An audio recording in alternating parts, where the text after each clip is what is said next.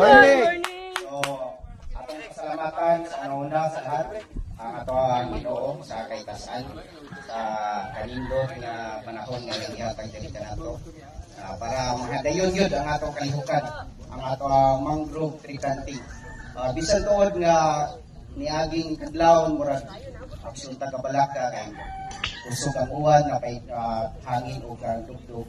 Apan nagmalig-on ang ato ang grupo nga wala gyud napatinag kung unsa pa na ang mga kapulian diha, walay nakababag sa ato ang paglantaw nga makahatag tag kaayo diha sa atong komunidad.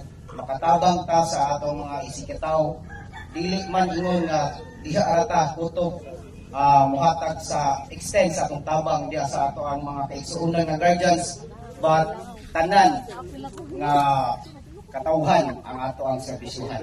Kaya isip kita nagbarog nga isip usa ka guardians, which is means Guardians Luzon, Guardians Visayas, and Guardians Mindanao na pay Guardians International.